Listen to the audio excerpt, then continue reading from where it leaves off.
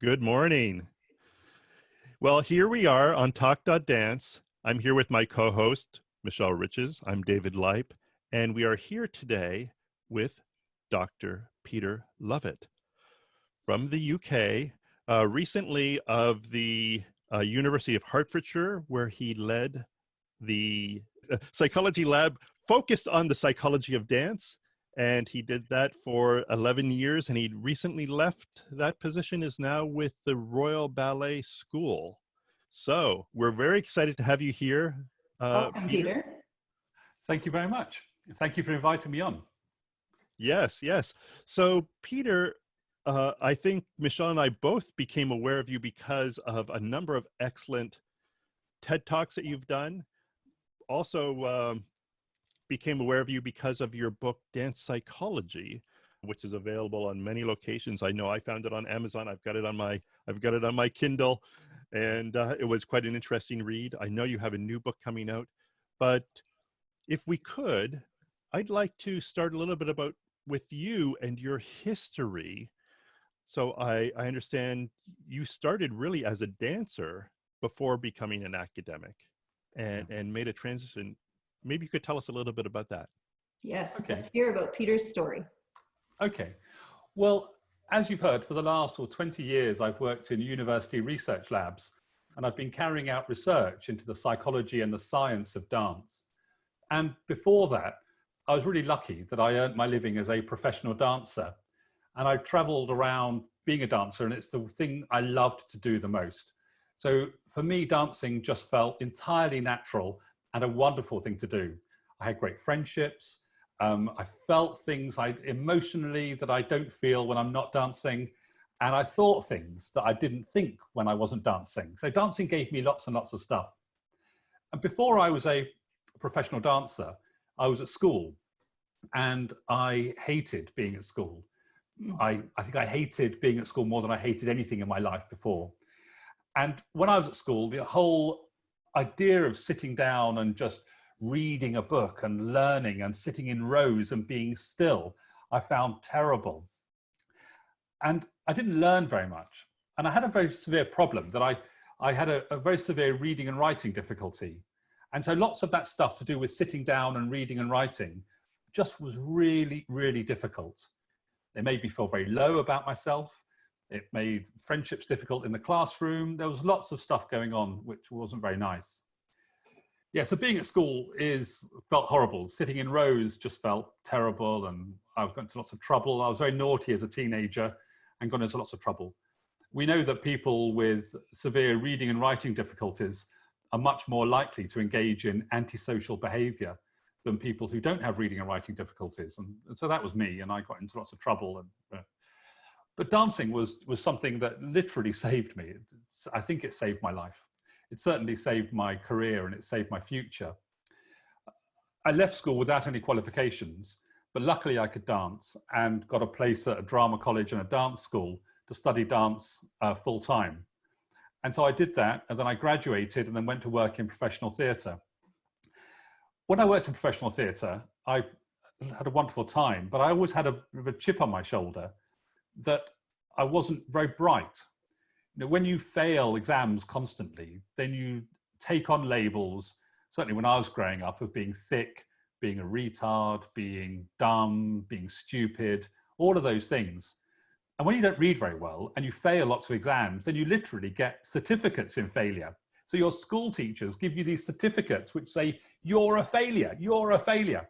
Oh. And so it's just horrible. It's horrible. And the thing it changed is I was doing a show in London. And when you do these shows in London, you have a 2-week rehearsal period for the show. And on day one of the rehearsal, then the musicians came in. I always thought musicians were quite clever. The actors came in, they were all like philosophical and very clever. And then the dancers came in, we came in too. And on the first day, all the musicians, they had their musical score in front of them. And so they had their musical score, they had a musical director, and they played the dots in front of them. And then on the opening night of the show, they'd go into the orchestra pit and they would play, they'd have the score in front again, they'd play it, there'd be a conductor keeping them in time, and that was all fantastic. Now, the actors did something slightly more difficult. They came out on stage and had their book. So they had the script they had to read, and they would read their script. They'd actually put the book down, and if they forgot it, they'd go back to their book and they'd do all this. And then on the opening night of the show, there'd be somebody in prompt corner for when they forgot their lines, they'd prompt them, they'd shout the next word out from the wings. But of course, as dancers, and this changed my head completely when I realized this, and I know every dancer already knows this, I was a bit slow on the uptake, but we're there, and the choreographer came on and said, right, we'll have one of these, and a ba-ba-ba, boom, and do something with your body. And we just had to learn it and remember it. We wouldn't write it down, and we couldn't video ourselves doing it. We just had to remember the movements. And we wouldn't just remember 8 counts of movements. We'd remember 2 hours worth of choreography. And for that amount of choreography, you just have to have it in your head, and you have to learn it, and you have to think about the patterns, and you have to produce it. And then on the opening night in the show, there's nobody standing in prompt corners shouting out the next step to you. You just have to remember it. And there's big movements, small movements, picking people up, putting people down, sometimes dancing to music, sometimes without music. You have to do the whole thing round and round and round. And you just have to remember it. And I thought, gosh, let's imagine that the musicians had to do the same thing. If they arrived, they had no music, and they had to just listen to the music and play it as an ensemble piece just by listening to it. Or if the actors didn't have any script, but the director just said to them, right, the line is, but soft, what light through yonder window breaks? It is the east and Juliet is the sun. Imagine they had to learn their lines in the way that dancers had to learn their movement patterns. I thought it was remarkable that suddenly I felt I had a superpower. I thought that my head was just this amazing thing that could learn all of these movement patterns. And I reflected back on all the time I've been at dance college and learning different dance patterns and learning different dance styles and different dance languages and thinking, wow, that's a huge amount of stuff to learn.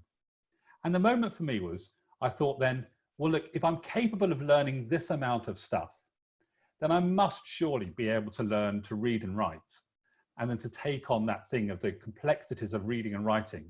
Because I thought, well, reading and writing can't be any more complex than all of these different dance styles that I've been dancing and learning and loving.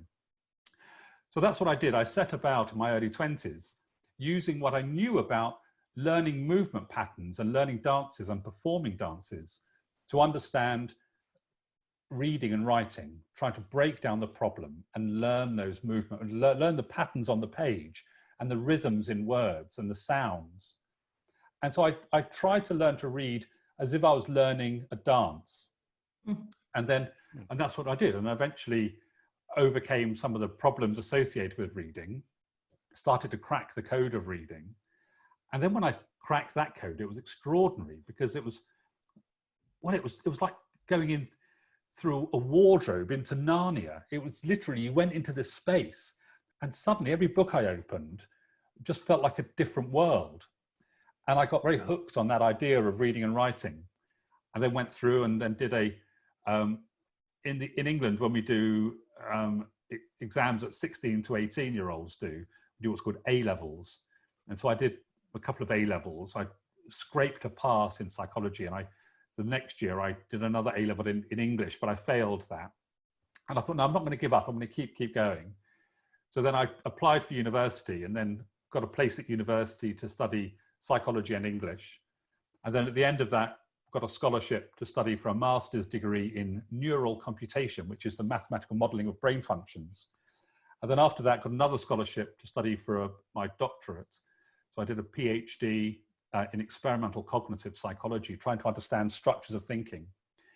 And then after that, then I was at the University of Cambridge. And when I was at Cambridge University, then I was in the Faculty of English there. And what was funny about being I was working as a psychologist in the Faculty of English, was that I hadn't passed any A-level English exam ever. And I'd failed the O-level a couple of times. And even though I'd eventually got there and I was then Dr. Peter Lovatt at Cambridge University, I still felt really ashamed that I'd failed all of my English exams. And shame and failure, it's like having a tattoo on your face with a great big F for failure. And so I sort of learned to overcome that. But it was while I was at Cambridge that I was thinking about movement and the brain and we used to talk there about, we're thinking about how humans learn second and third and fourth languages, how the brain does all this learning of languages. And I kept thinking, well, dance is a form of language.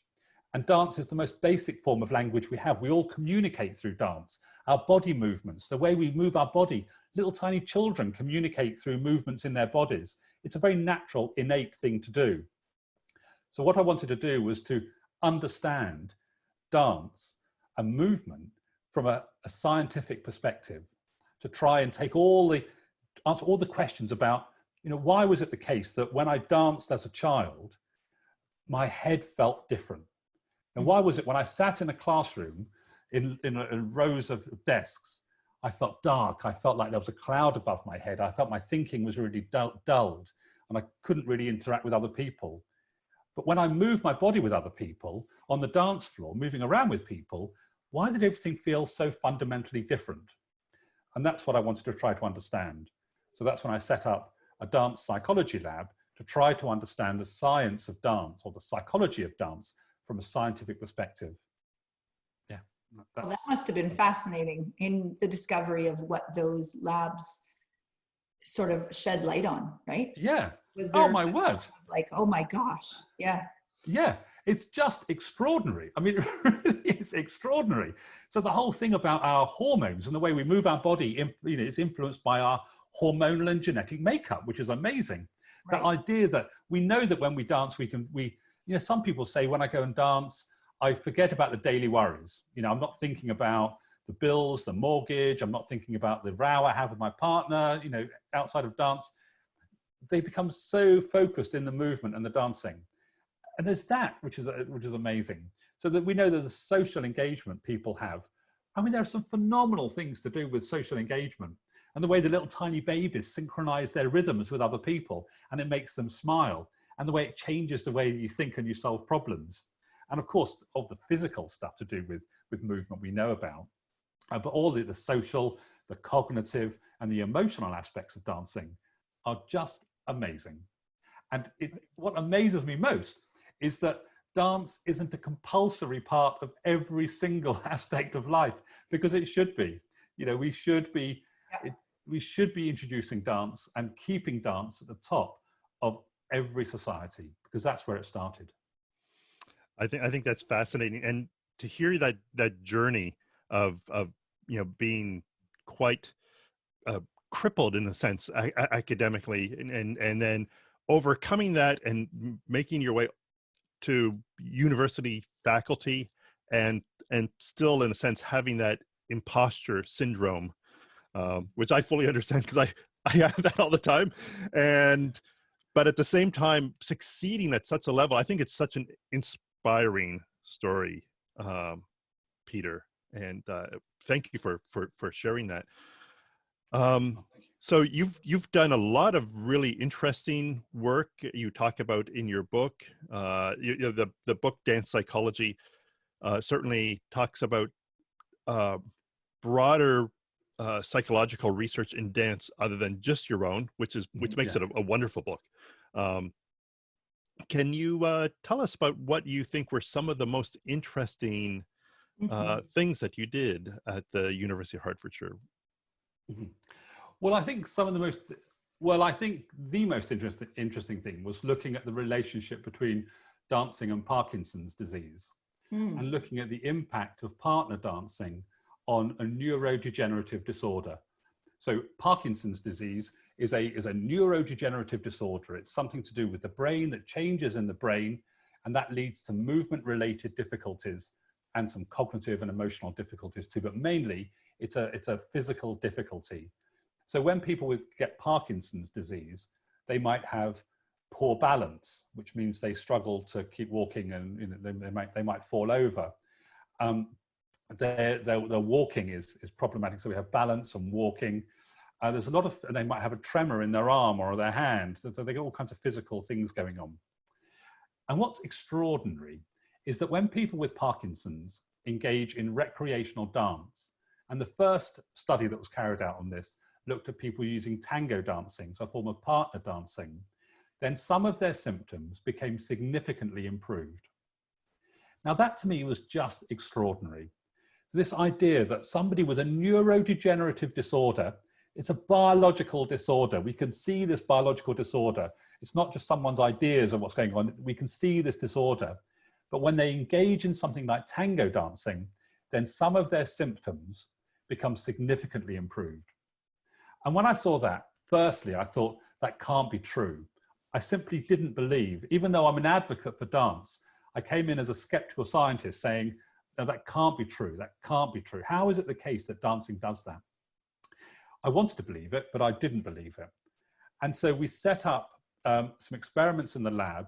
We recruited people with Parkinson's disease, and that we put them through either 10 sessions of contact improvisation. So they're working with a partner, but they're improvising, or we had them do 10 sessions of very structured dance where they'd be moving on a beat and they'd be learning routines and patterns and they'd be moving. And we found that there were those improvements.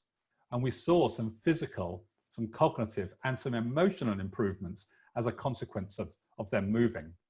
One of the most amazing findings we found in our lab was that when people with Parkinson's disease moved their bodies in different ways, it changed the way they thought and solved problems. So at a cognitive level, their thinking changed, right? Their thinking actually changed. Wow. And it changed in a number of ways. We measured it in a laboratory. So we brought them into a lab and we gave them a whole battery of tests to do, mental tests, and they did these mental tests. And then they danced. And then we measured them again on these mental tests in the lab. And we saw an improvement in these mental tests. So that was stage one. But what's really important is that 3 months after that finished, then people were taking those new mental skills and they were applying it in their everyday life. And we saw improvements then in their everyday life in the way that they themselves were applying these things. So for instance, if you've got, there's lots of problem solving tasks.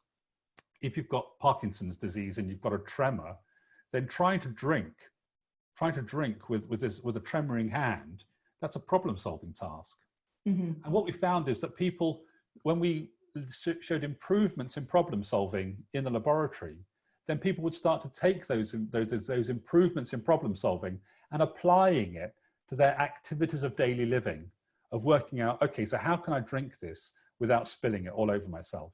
Or how can I find a position in bed in which is comfortable to me, that is, these are all problem solving tasks. Or, how do I walk to work in the morning? So what we saw, so that was our first major thing. So we saw that when people with Parkinson's disease, their brain changes, it leads to a problem in their walking and their gait and their balance and a whole range of things. When they dance, then it can lead to improvements in those symptoms. And the improvements are physical, they're cognitive, and they're emotional, which is just remarkable. And this is what dance gives us. Now, of course, we're not saying that those conditions are suddenly disappeared. There's no major recovery from that, but there is significant respite, which gives people, time during their day where the symptoms and the way they manage their symptoms become significantly improved. And I would interpret that, just based on a few things you said there, Peter, that if 3 months after you still noticed that the hold of the improvement was still present, that's fascinating to me. So if dance remains a constant in their life, the improvement maintains. Yes, absolutely. So now we see this in all kinds of areas. So we've seen this in the clinical world, but we also have shown this educationally as well. So in a schoolroom, if we can introduce dance and movement into the classroom when people are learning things like physics or maths or literature, and they're moving while they're learning, even as part of a classroom setting, then they learn it differently and they engage with the material in a richer way. So we know these things, yes, we get the improvements after 3 months in a clinical setting, but also we see them in everyday settings. And then, of course, if we have people dancing, wouldn't it be wonderful if rather than on every street corner there was a coffee shop? Wouldn't it be amazing if there was a place to dance? Wouldn't it be amazing if in offices there was a place to dance in offices and we could dance together during the day? I mean, the social bonding associated with that would just be extraordinary. And there are all kinds of benefits we can get. The psychology of dance fascinates me. And so it's just a real pleasure to speak with you on this. I am a teacher and own a studio in Ontario in Canada. Uh-huh. And I always am fascinated with the learning process of the psychology behind it when I watch people learn. And so a couple of those TED Talk references in the way that you did those exercises when they had to repeat it, and then you went through the set script versus the abstract. Oh, yeah. Just fascinating. And it applies even to me on a teaching perspective.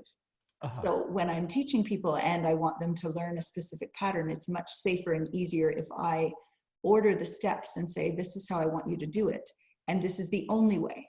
And it takes out that process of, I don't know what to do, I have to think about it, and then they get lost, right? Yeah. So it works in even a really practical social teaching perspective, the very same. And what are you teaching? What sort of dance are you teaching people? Just as David said, this is probably geared to more of our audience, which is ballroom, Latin, and swing in partnership styles. So including tango and including all of the others, but partnerships with mostly adults is our clientele. Because it's funny, isn't it? Sometimes getting people to improvise, some of that improvisation around partner dancing can be really hard. It's incredibly, people are convinced that we take their brain power when they leave the studio. And the reason for that is that we're the bridge, right? We help them remember when they're in a lesson. But that is absolutely true. If I give them a set order and they're not allowed to steer away from it, it's easier cognitively for them to have success and be able to execute steps. Then after that is so locked in, then I'll say, okay, now you do it the way you want. It's that interesting transition as you give them like an algorithm just to get them started. Right. And then when they need to transition that to the social dance floor, where now how can I take little bits of patterns and combine them to navigate around traffic on the floor, or maybe you find that a partner you're dancing with might be at a different level, so you have to adapt. You're obviously adapting to the music. There's all these like interesting things. We're constantly adapting as social dancers to the environment around us, whether it's the partnership, the music, and the dance floor, and the traffic on the floor, and what have you. Yeah, there's been lots of work on that with regards to improvisation, and both in teaching and in executing movement patterns. I mean, we know from a cognitive perspective that we have a difference in terms of attention between controlled attention. So, in controlled attention, where you're learning something, you're thinking about it, you're very consciously aware of what you're learning, versus automatic attention. So the classic example of these two things, not in a dance example, but in a driving example. So you're driving a car, and when you first start to learn to drive a car, you're hyper aware of everything around you, about where the radio is, about other people around you. And at first you can't talk to anybody else or listen to the radio. And as you become more practiced at driving, then you can eventually relax into the driving experience and have a conversation with someone while they're sat next to you. But then when you get to a particular place, eventually your attention becomes automatic. So sometimes you can be driving a car and you have no memory at all about where you've just driven, because you go, oh my gosh, how did I get here? Because you're entirely in that automatic thing. But then if you come up to an obstruction in the road and you need to get your attention back, then you go back into controlled attention again. And suddenly you turn off the radio, you turn off sound sources, and you focus on what you're doing. Well, exactly the same is happening in dancing. So in dancing, when we're learning a new movement pattern or a new bit of technique, we're very much in that controlled attention arena, and it takes up lots of headspace. And this is why sometimes dance classes can be mentally exhausting, because there's a lot of cognitive stuff going on. But of course, once we learn those movement patterns and they become second nature to us, we can execute the movement patterns with hardly a second thought. And the example is, if you're learning a grapevine pattern, probably everyone knows a grapevine pattern. It's a series of steps to the side and then a series of steps coming back to you again. If you don't know it's a grapevine, it's probably 8 different steps you have to learn. Step to the right with your right, step to the left, put your left foot in front of your right foot and across. And then you have to keep doing this pattern. It takes up all of your mental space. And of course, if you're learning with a novice or teaching someone, you have to be aware that their head might well be very, very, very full after just a few steps, because there's so much in their short-term memory that's just filling up. Whereas a more experienced dancer can take those ideas and they can go, oh, grapevine, that's one chunk of knowledge. It takes up hardly any short-term memory at all. I can fly through that and I can learn another 7 or 8 different movement patterns. But the other thing with the difference between novice dancers and expert dancers is that they're a little bit like maths teachers. We know that maths teachers, the more advanced maths teachers, when they're teaching maths, they improvise more. So they still have a lesson plan and they still have an idea about what they want to teach in the course of their lesson, but they don't necessarily go from A to B. They go from A, they go here, there, they stop, they go faster, slower. They move all the way around as they're teaching to get to their end point. And more experienced dancers are just like that. They introduce that element of mental improvisation into their thinking and planning, which can then be communicated either to their partner or to other things they're doing on the floor. That's really interesting. I've heard something similar about chess and chess masters, right? Like a chess novice or someone who's not very good. When I might look at a chessboard and see, what is it, 32 pieces on a 64 square grid, and a chess master would look at that and however the pieces are arranged and realize there's, yes, this is the pattern with this one little exception here, and it's a much less complex thing that they're processing, right? They know all the like the common patterns that one often sees. And it gives them that extra mental space to do even more complex planning around it. Right. So an expert chess master will be doing lots of things with their head, understanding the board in a way that me as a novice player can never do. And the same with dancers too. This is why dancing is so fantastic in a way, because we're constantly, we learn something, we store that away. We never get to the end of dance mentally. We never exhaust we never, ever exhaust it. There's always more complex patterns and systems and emotions to be processing as we're learning these wonderful patterns. And this is why great dancers can make something look so effortless, and they can put these little touches in which just make it shine and sparkle. It's amazing. Yes, it is a process of which I enjoy so much in my perspective, Peter and David, is that when I'm in the novice perspective with new students, I do see that brain power. I do see that is full. They are overloaded with the amount of knowledge and information they're trying to absorb and apply. And on the flip side of that, I always love the escapism that dance brings too. Nothing else. There isn't room for anything else to be thought of. You are consumed with what you're doing. It's a very present activity, which is a beautiful thing to watch and to do. You are in that moment of your dance and of your lesson, and your brain is literally full, whether it be a grapevine or something else. And to watch that evolve as they continue to get better and they're able to process things in a more advanced perspective, they have more room to be creative, and it lets you tap into different parts of dance outside of just the structural component of the pattern. I think this also separates a good teacher from a great teacher as well. I think what you're describing there is what great teachers do. That notion of recognizing that there's stuff going on inside the dancers' heads while they're learning this, and a great teacher will accommodate that as they're going through the learning process, to keep stimulating them mentally as well as physically. And otherwise people shut down. If it's too much information, I'm sure you have lab support for that as well, that it can be overwhelming, and then there literally is a shutdown process that can happen if you don't allow it to just grow and have experience, which is practice and repetition. Yeah, I feel it too sometimes. Yeah, you're absolutely right. There's two sides. Either if it's too easy, then people switch off because it's too easy, or if it's too difficult and you've overloaded them cognitively, they have to then give up because then their minds won't go. I go to a jazz class quite a lot, and as a dancer turning up this open jazz class, and we might have a dance routine. Every session there's a new dance routine, and the dance routine is normally 8 lots of 8 counts. So it's a 64 count routine that you learn. And sometimes I'll be in the class and I'll get 3 8s in, and my head just feels utterly full, and I feel desperate and I want to run away. And I have this sense where I think, I can't do it, I'm rubbish, I'm really useless, I can't remember it, my head simply won't learn this thing. And then you just got to keep going and working through that sometimes, and then your head does get into the right place, and then you can dance it and perform it. And then with that, what I often find is that I'll learn it one day, and if the teacher repeats that routine the next day, then maybe by the next day, I don't just dance it, but I can then really perform it. And then I can put extra layers on top of the movements, which are the emotions and the characterization and all those performance elements, which give it something else. And there's so many layers on dance that you can add on, but it's a very mental task. Absolutely.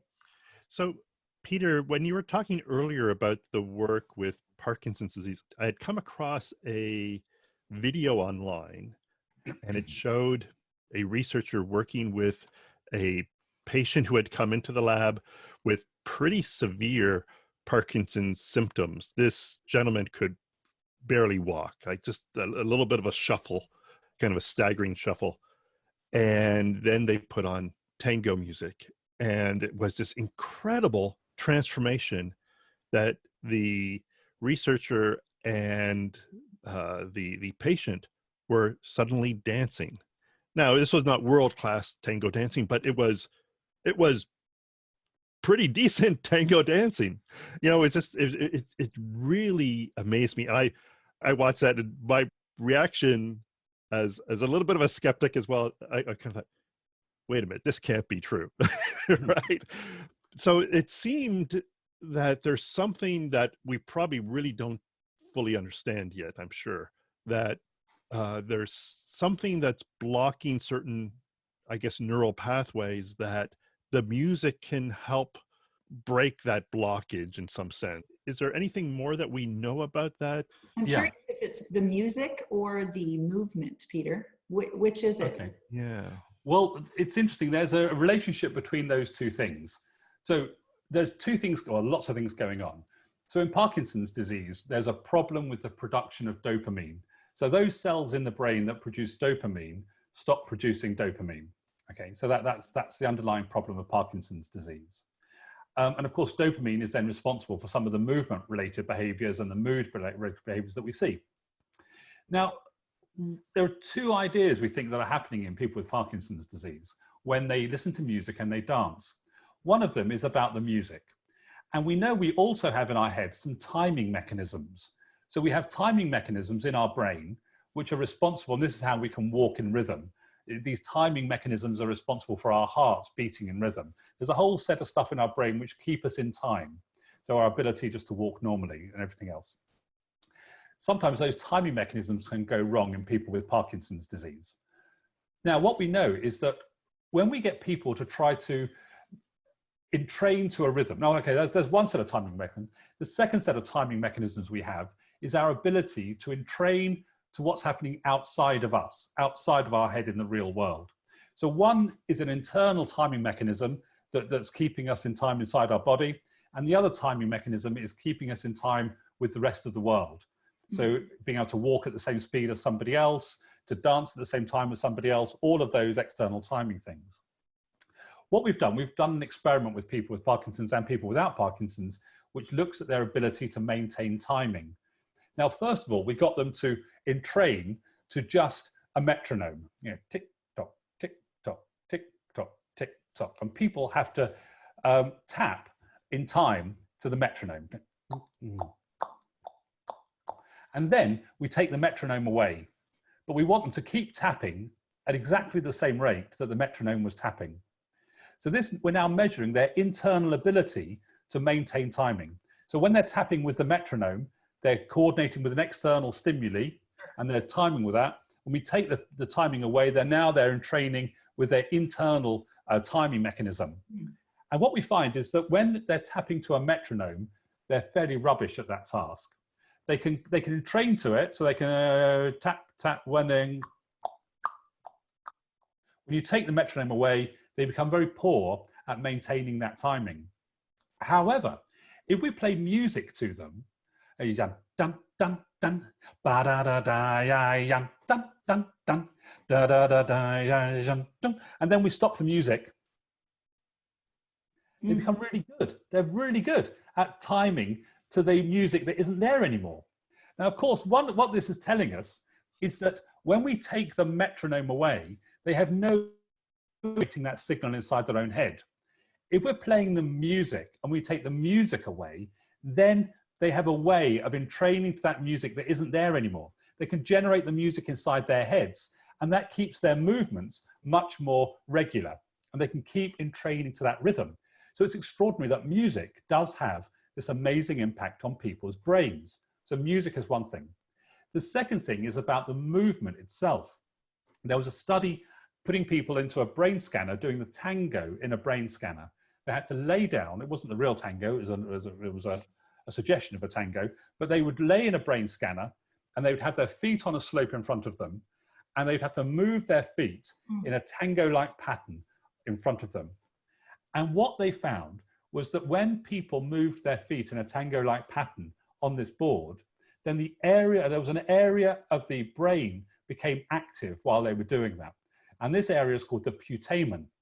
Now, the putamen is also implicated. It has a problem in Parkinson's disease. So what it might be doing is when you're moving your body in those tango-like patterns, you're then stimulating activity in a part of the brain that isn't getting enough dopamine. And so it's almost like as if you're getting inside and massaging, as if you're moving your body, it's massaging the brain in a very physical way, and leads to an improvement in your performance.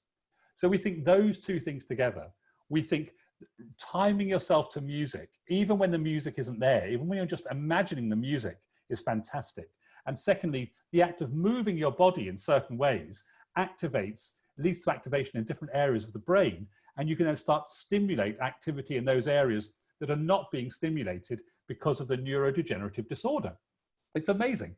So those two things together, the music and the movement, are both stimulating and activating different parts of the brain and getting them working.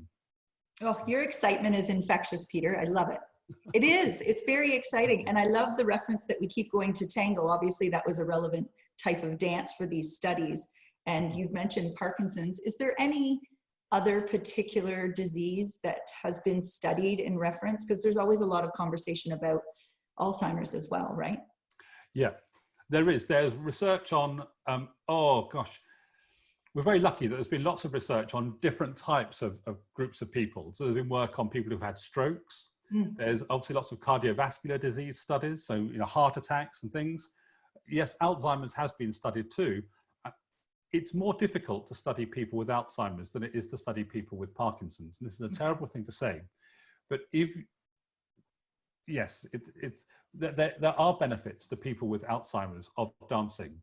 It's just harder for us to quantify those benefits in the same way, because it might be harder for us to ask types of questions that we currently ask of people with Parkinson's disease. Of course. Due to the now, there nature is of quite the a few Alzheimer's. studies that talk about that dance is a wonderful preventative measure to that. Do you have anything to substantiate that? Yeah, now this is something called neuroprotection. So Okay. the big question for us as scientists is it the case that dancing leads to a neuroprotection? And we think there's some evidence of that, but we can't say for certain yet. Now, we do know that there have been studies where, certainly with mild cognitive impairment, so mild cognitive impairment is that first stage of Alzheimer's and dementia, get that. And we know that in some studies, when we followed large cohorts of people for a year, so these are people who are at risk or they've got mild symptoms of mild cognitive impairment, we can monitor them for a year. And those people in the groups which were doing lots of movement and moving in quite complex ways, they had less severe onset of this mild cognitive impairment. So for instance, in one study, it looked at an area of the brain called the hippocampus. And the hippocampus, we know, that's for memory. So our hippocampus is a big part of the brain which is responsible for our memory, particularly learning new memories. But over the age of 50, then our hippocampus is thought to shrink by about 2% by volume every year, right? So every year it shrinks. And this is then leading to a reduction in function in that area of the brain, so that our memories go. We start forgetting where we put our keys. We might see somebody and we go, oh, I don't quite recognize who that person is. It's those kinds of things. Now, that's normal. So post 50, our hippocampus shrinks by about 2% in volume every year. And in one study, they took people in that category, and half of them were given kind of gentle, kind of yoga style exercises to do. And the other group were given more kind of physical activity, like dancing, more active dancing, something that gets the heart rate pumping and thinking about space and memory and all those things. And what they found was that the lovely stretching group, their hippocampus did shrink. After a year, their hippocampus shrunk by about 2%, which was normal. But those people in the groups where they were moving their body in a particular way, their hippocampus, not only did it not shrink, but some of it grew. You know, there was this sense of some of the loss they might have experienced was reversed. Now, of course, this is amazing. We know that when people dance, it changes their brain. It changes because the act of dancing is so multifaceted. It's fantastic for our memory and for our perception, our spatial awareness, all of those things, because we're moving around in space and doing those things. We know it's fantastic for social engaging, because we're moving with another person very often, and so we've got to coordinate ourselves with these other movements. And that's really, I'll tell you about that, that's really important. I'll tell you about that in a moment. And of course, it leads to this physical change. It can be quite exhausting physiologically too. All of those things together change the brain. Now, we've seen this in a 1-year sample of people over the age of 50, but we also think this is also changing as we're dancing. We know that high-level ballet dancers, when we brain scan those people, their brains change. The more they train in terms of the pirouettes and the turning, it changes the structure of their brain and their mind, which is extraordinary. So yes, we think that dancing will lead to a neuroprotective effect, but until at the moment, it's a strong hypothesis, and we think that's what we would expect to find if we were able to do the really thorough tests that we would follow somebody for 10 or 15 or 20 years. But let me just tell you about the social engagement part of dance, which is just so wonderful. There was one study carried out at Oxford University, and what they did, they looked at these people and are doing shared movement. And at the beginning of the study, they looked at two things. They looked at pain thresholds and they looked at social closeness. They wanted to see how socially close people were or how they felt. And they wanted to see how much pain they could tolerate. And the pain, yeah. And so what they did, they took these measures to start with, and then they taught them two types of dancing. When they got them dancing in synchrony, so they had people doing movements and they were dancing synchronously with one another, two amazing things happened. And that was their pain thresholds went up. And they felt more socially close to the other person they were dancing with, compared to if they were dancing as if they were not dancing together, but they were dancing individually. So we know that shared dancing has a physiological effect on us. And what these scientists did, they were looking at opioid receptors in the brain, and they were looking at these things. And so as we dance with somebody in a shared way, then of course it leads to a release of these opioids. So we get a bit of a high mentally, in our brain. It's extraordinary. And then we get this high and we can tolerate more pain as a consequence. We can get a real measure of that and we feel more socially close. So the idea is that if we're dancing a lot, then that will not only change us temporarily, but it will then build up and change us a lot as well over time. It's fascinating.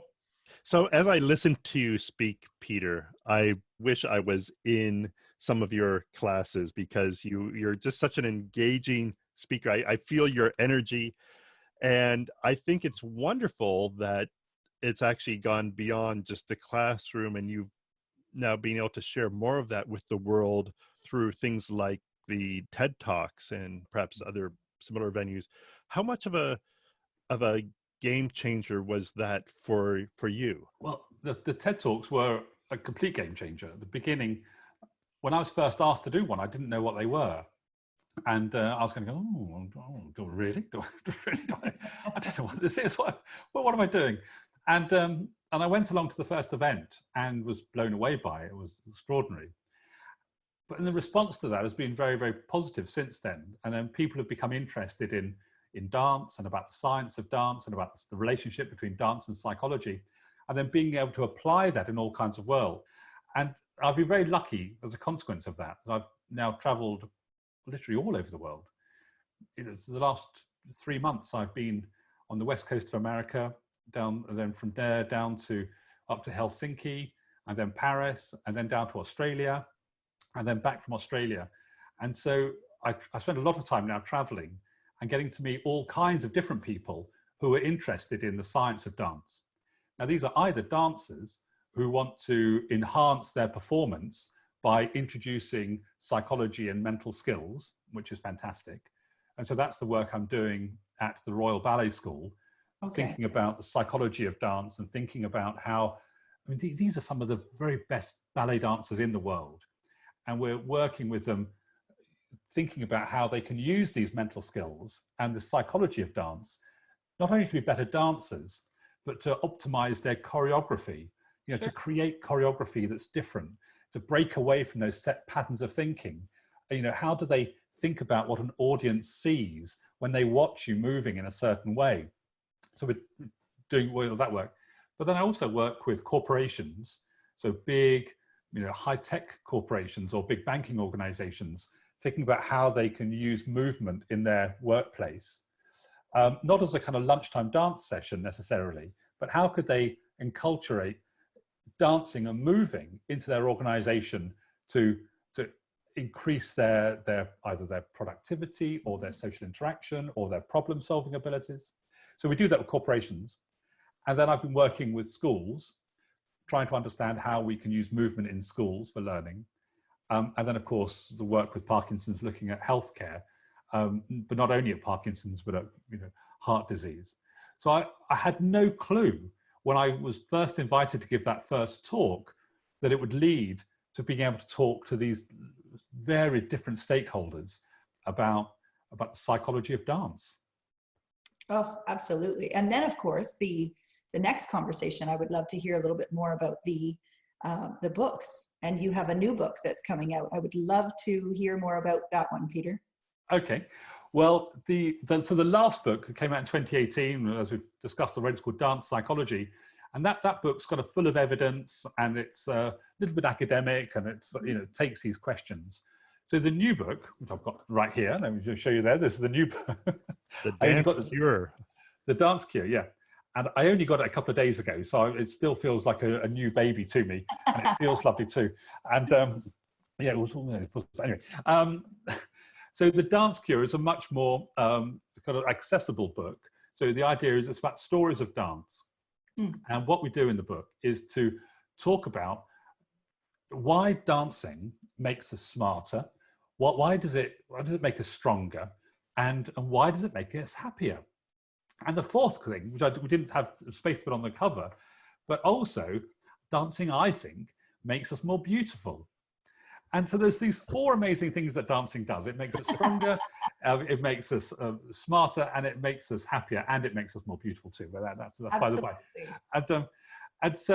And then what I do throughout the book is to talk about some of the science, because I'm a scientist, I come from a scientific background, but it's not the science in the way the other book is written about. This is much more accessible. And it's full of stories about people whose lives have been transformed through dance. And then we lead to the end of the book. And at the end of the book, I then talk about, it's almost like a dance apothecary. It's almost like a set of prescriptions, so that if people want to change aspects of their lives, then they could try different types of dance to change different parts of their lives, for instance. So let's imagine if somebody was in a very, I don't know, let's imagine someone's found themselves either at work or at home or in their friendship groups, and it's all a bit serious, it's a bit earnest, it's a bit too regimented, it's a bit too, you know, you have to leave the house at 8:05 every morning, and you have to do this, and everything is really kind of constrained and regimented. Then we say, well, what sort of dance could we do that would help people find a different aspect of their life? And so with something like that, I might suggest something like a dose of Lindy Hop, for instance, because Lindy Hop has that freedom, and you're with other people and you're dancing around. It just has a very different feel. And change your mindset entirely, right? Completely change your mindset. Yeah, absolutely. And if somebody, let's imagine someone's in a kind of chaotic environment and there's no order in their environment, they're completely in this chaotic space and there's no boundaries, there's no then for that person, I might suggest to them either some ballet, because it's very regimented, or I might suggest a certain type of ballroom dancing, because in ballroom dancing, then there's order. You know, certain ways of teaching ballroom dancing, there's a correct way to rise and fall. You know, there's a right and a wrong way of doing things, and there are boundaries. So what we do, we look at people's lives and we think, okay, well, if we want to change one of your aspects of life, what we might prescribe for you is, you know, 1 dose of Lindy Hop. We might have a splash of ballet and a little bit of waltz. Oh, I love it, Peter. I do this all the time. I do this when I'm teaching. Yeah. Of course, I have a lot of couples that come in, and when they come in, of course, their lives are coming with them. So it could be a tense day. It could be maybe really frustrating at work, and they're very tense. Well, then that's up to me to prescribe. So I know what dance is going to work to get them out of that feeling or in a better place. So if there's a lot of tension, maybe they just need some structure with something sharp like tango for a few minutes. Yeah. And then we let that go, and then we can bridge into something like swing. Yeah. So there's a lot of, you know, just observing behaviors and then understanding how we can translate that on the dance floor to make you feel like you're in a better place. And that feels like a good tie-in to what you're saying. Absolutely. I mean, it's right there, isn't it? If you're teaching that kind of class and you're yes, exactly. You can see, because of course dancing is like a window into people's soul, isn't it? You could see into their lives. And this is why dance teachers have such a privileged position. Oh, my word. Because you can see right in, and then you can make adjustments and make changes, which is just wonderful. So of course, going for a dance class isn't going for a dance class. It's so much more than that. Yes. I love this idea, Peter. And just before we started recording, we joked a little bit. As you described, you went through your academic journey, you got your PhD, and you sometimes are known under the pseudonym of Dr.dance. And I was joking. I said, "Is that doctor as in MD?" And now we're talking about prescribing dance lessons or doses of dance. I love this idea. And I think there's something to be done with this. I'd love to become a dance pharmacist in a sense, right? Yes, yes, a dance dispenser. Somebody who dispenses dance. I mean, that's what we're doing, isn't it? It's wonderful. And I think there's a need for it as well, because a lot of people simply don't know what dance dose to take. They might think, I've met lots of people. I worked with a woman. She had 2 lovely children. She had a wonderful husband. She had a fantastic job and a beautiful house. She had everything, but she just felt there was something missing in her life. She just felt empty in the inside. She just felt a bit husk-like. And she said to me, "I'd love to dance. Dancing was always my joy as a child, and I loved it, loved it, loved it." And I said, "Oh, well, why don't you go back to dancing?" She said, "Well, I've tried it." But she used to go to hip hop dancing when she was younger. And she went back to hip hop dancing, and everybody was 20 years younger than her. And she just felt in herself that it wasn't the right space for her. But that was the only dance she knew. And she didn't know that there was another form of dance that she could do and go out. And she had been, of course, she'd been to nightclub dancing, but she thought that was too predatory. She didn't want to be picked up by somebody. And she didn't want to be there till 3 o'clock in the morning either. So because she had these 2 young children. So one of the things we worked on was working out what is the dance that's most appropriate for you, and which is also available in your local area that you could tap into that fits all of those. And I think there is a need for dance coaches to be advisors. So somebody could come along to you. So you're not necessarily just trying to sell your own class, but you're saying to somebody can come and say, "Look, this is my life. This is what I need from life." And they need some advice from someone to say, "Actually, Argentine tango would be the thing for you, because that would just tick this box, it'll create this feeling, that feeling, cognitively it will give you this, and then that will be the right movement pattern for that person to go and try at that time." So I do think, you know, dance dispensers, people who can give advice on that, they're sorely needed. I think a much better alternative than prescribing chemicals in most cases. Yes. Yeah, absolutely. Because of course, what you get from the dance is you get the chemical change. I mean, heaven's sakes, when you move your body, it leads to these opioid changes. We're getting this opioid hit from dancing. You don't need to just mainline it. You don't need to, it's happening when you move. You know, you get it when you groove. Right. Oh, there you go. You get it when you groove. That's a great line. I love that. So, Peter, first of all, you described the book that's currently out on the market, Dance Psychology, as a somewhat more academic book. I found it very approachable, I will say, and I do highly recommend it to folks. We'd love to have you back on the podcast again in the future. I think you mentioned to me that the new book, The Dance Cure, is coming out in the UK in April, but maybe in North America later in the summer. Yes. And so we'd love to have you back to the podcast if we could be so lucky, maybe once that has happened, and talk a little bit more. This has been a really wonderful time. We want to thank you so much. Thank you for your time here, but thank you for bringing these ideas to the world through your TED Talks and your speaking tours now. You know, I think if I was looking for a career and I heard you speak, I'd be like really interested in going and doing something in dance psychology, because you've taken what people might think is a rather dry academic field and inspired people to think, well, this is something where we can learn so much more. Yes. Yes. And just as when I watched your TED Talks, and just as I've had the pleasure of in this podcast, is you're so animated and you're so excited and passionate about what you're doing. And it's a joy to share that, because David and I both share great passion and enthusiasm for the dance world, and to have the psychology conversation behind it all, and just even some different studies that sort of help us understand why it does give us that feeling. Why does it make us feel so high? And it's just natural reactions to what's happening in our brain. And that is a great conversation any day of the week. Wow. Well, thank you both for inviting me onto the show, and thank you for interviewing me and giving me such wonderful questions. I'd be very happy to come back on another day. So thank you very much. Wonderful. Thank you, Peter. Thank you. Thank you.